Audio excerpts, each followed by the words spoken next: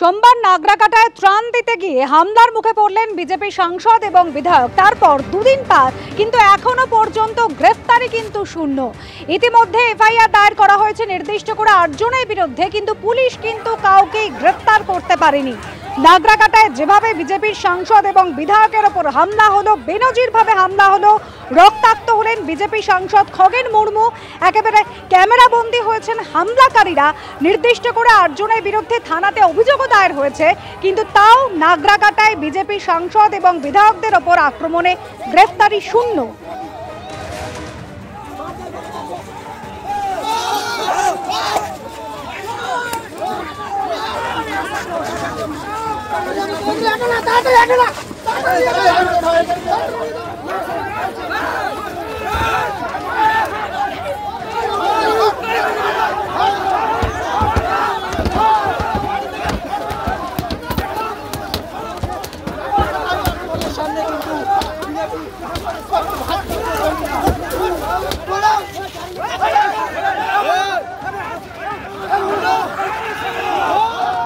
देखिए जहां पर इस वक्त फिलहाल विरोध का सामना करना पड़ रहा है। चप्पलों से यहां पर फिलहाल विधायक शंकर घोष के ऊपर हमला किया जा रहा है। वहीं पर मालदा के सांसद यहां पर खगेन मुर्मू पहुंचे हुए हैं। अब देखिए नागराकाटा इलाके की ये तस्वीर हम आपको दिखा रहे हैं जहां पर পুলিশের সামনেই সাংসদ বিধায়কের ওপর হামলা হলো, তাদের গাড়ি লক্ষ্য করে ইট পাথর ছোড়া হলো। তারপরও জনরোষের তত্ত্ব তৃণমূল কংগ্রেসের। নাগরাকাটায় যে ঘটনা ঘটেছিল আপনারা জানেন, গত সোমবার বিজেপি সাংসদ বিধায়কের উপর হামলার ঘটনা, সেই ঘটনার প্রতিবাদ কর্মসূচি বিজেপির। আর তারপরে ত্রিপুরাতে যে ঘটনা ঘটেছিল, নাগরাকাটার ছবিও আপনারা দেখতে পাচ্ছেন এই মুহূর্তে।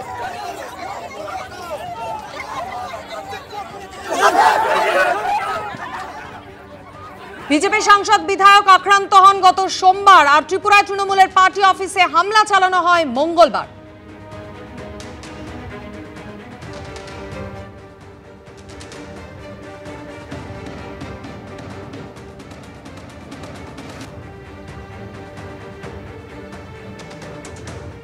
তো আমরা যাব পার্টি অফিসে, কারণ কালকে যেই ধরনের চূড়ান্ত ভ্যান্ডালিজম করা হয়েছে সেটা অত্যন্ত বেদনাদায়ক। যেরমভাবে পোস্টার ছেঁড়া হয়েছে, মমতা বন্দ্যোপাধ্যায়, অভিষেক বন্দ্যোপাধ্যায়ের গ্লাস হোর্ডিংগুলোকে ভাঙা হয়েছে, ভয় দেখানো হয়েছে কর্মীদেরকে। তার জন্য আমরা আজকে যাচ্ছি টু অ্যাসেস দ্য সিচুয়েশন এবং এই বার্তাটাও দিতে যে তারা একা নন, ত্রিপুরা তৃণমূল কংগ্রেসের কর্মীরা একা নন, তাদের সঙ্গে আমরা রয়েছি। তারপরে আমাদের ইচ্ছে আছে আমরা প্রশাসনিকভাবে কিছু মিটিং করব। আমাদের বার্তা একটাই, যে শান্তি বজায় থাকুক, সেটা বাংলা হোক বা ত্রিপুরা। এবং পশ্চিমবঙ্গে বিজেপির নেতামন্ত্রীরা নানান রাজ্য থেকে ডেলি প্যাসেঞ্জারি করেন, কারণ তারা এখানে নিরাপদে এসে নিজেদের কাজ সম্পন্ন করতে পারেন। কিন্তু যতক্ষণ থেকে বিজেপি জানতে পেরেছে ত্রিপুরাতে যে তৃণমূল কংগ্রেসের ডেলিগেশন যাচ্ছে, অলরেডি ফেসবুকে এবং সোশ্যাল মিডিয়ার নানান মাধ্যমে হুমকির পোস্ট শুরু হয়ে গেছে। কাজে গণতন্ত্র দিয়ে যারা আমাদেরকে লেকচার দেন তাদেরকে বলবো যে পেলে আপনি গিরেবান মে ঝাঁককে দেখুন। কংগ্রেসের পার্টি অফিস মানে তৃণমূল কংগ্রেস, আমরা যারা কর্মী, আমাদের কাছে পার্টি অফিস আমাদের মন্দির, আমাদের বাড়ি। তো তার উপর আক্রমণ করা হয়েছে। আমরা সেটা কিভাবে আছে, কি অবস্থায় আছে সেটা পরিদর্শন করব এবং লোকাল আমাদের যারা কর্মীরা আছে তাদের সাথেও দেখা করব এবং লোকাল থানাতে প্রশাসনের সাথে দেখা করব এবং রাজ্যপাল সাহেবের কাছেও আমরা টাইম চেয়েছি, আমরা তার সাথেও দেখা করব। বাড়ি আমাদের ভেঙেছে, কে আক্রমণ করবে, কে কী করবে সেটা নিয়ে চিন্তিত নই। আমরা আমাদের কর্মীদের সাথে দেখা করতে যাচ্ছি, আমরা আমাদের বাড়িটাকে দেখতে যাচ্ছি। নাগরাকাটায় বিজেপি সাংসদ এবং বিধায়কের ওপর হামলা হলো, তারা রক্তাক্ত হলেন, হাসপাতালে ভর্তি রয়েছেন। শিলিগুড়ির হাসপাতালে এই মুহূর্তে ভর্তি রয়েছেন খগেন মুর্মু এবং শঙ্কর ঘোষ। কিছুক্ষণ আগেই সুকান্ত মজুমদার তিনি তাদের দেখতেও গিয়েছিলেন, কিন্তু এখনো পর্যন্ত দুদিন পেরিয়ে যাওয়ার পরেও কিন্তু গ্রেফতারি শূন্য। যদিও ক্যামেরাবন্দি হয়েছে হামলাকারীরা, তারপরেও পুলিশ কেন খুঁজে পাচ্ছে না, এই নিয়ে কিন্তু প্রশ্ন তুলতে শুরু করেছে বিজেপি। তৃণমূল সাংসদ কল্যাণ বন্দ্যোপাধ্যায় তিনি কি বলেছিলেন ঘটনা নিয়ে শোনাবো। বিজেপিও আমাদের লোকদের মেরেছে, কম মেরেছে নাকি? তবে তো আমি তো ত্রাণ হাতে দেখলাম না, এবং শুধু দেখলাম যে ওই সিআইএসএফ এ ভর্তি। 2024-এ যে বিজেপির প্রতিনিধিরা না যাওয়ার জন্য কত জায়গায় হেরেছে, একটা ক্ষোভ থাকতেই পারে মানুষের। আর যেভাবে পশ্চিমবাংলাকে বঞ্চিত করা হচ্ছে, সেই বঞ্চনাগুলো তো মানুষের চোখে পড়ছে দিনের পর দিন দিনের পর দিন দিনের পর দিন। ওনারা গেলেন কোনো পুলিশ টুলিশ কাউকে না ইনফর্ম করে, অত বড় হনু হয়নি এখনো সব। নাগরাকাটায় আক্রান্ত বিজেপি সাংসদ এবং বিধায়ককে আজ হাসপাতালে দেখতে যান সুকান্ত মজুমদার। তিনি হসপিটাল থেকে বেরিয়ে ঠিক কি বলেছেন শোনাবো আপনাদের।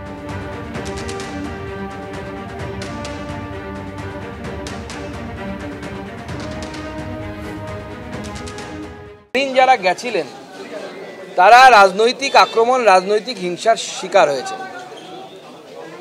খগেন মুর্মুর এখানে ফেসিয়াল বোন ভেঙে গেছে, আপনারা জানেন, অনেক ব্লিডিং হয়েছে। সেই ব্লিডিংয়ের ভিডিও আমরা দেখেছি এবং আমরা দেখেছি যে কিভাবে তাদের উপর রাজনৈতিক আক্রমণ হয়েছিল এবং যারা আক্রমণ করেছে, আমি কথা বললাম খগেন মুর্মুর সাথেও। খগেন মুর্মুবাবু এখনও কথা বলা বারণ, তার কিছুটা অল্প অল্প বলতে পারছেন। শঙ্কর ঘোষের সাথে ডিটেলসে কথা বললাম। যারা আক্রমণ করেছে তারা প্রকাশ্যে বলেছে আমরা দিদির সৈনিক, এখানে বিজেপি কেন আসবে? বাবার সম্পত্তি পেয়েছে নাকি? পাকিস্তান পেয়েছে ওখানে নাকি? ওখানে যেখানে বিজেপি যেতে পারবে না। এবং আমরা পরিষ্কার বলে দিতে চাই, যাদের নাম এবং ফটো দেখা গেছে, পুলিশ যদি এদের বিরুদ্ধে ব্যবস্থা না নেয়, বিজেপির মতো করে ট্রিটমেন্ট করবে।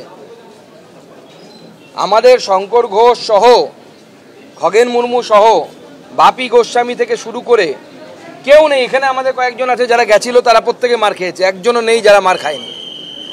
আর মমতা বন্দ্যোপাধ্যায় এখানে এসে নাটক করছেন। উনি রাজ্যের এই অংশে থাকার পরেও একজন সাংসদ যেখানে এইভাবে আক্রমণের শিকার হলেন, এখনো কেউ অ্যারেস্ট হয় না কেন?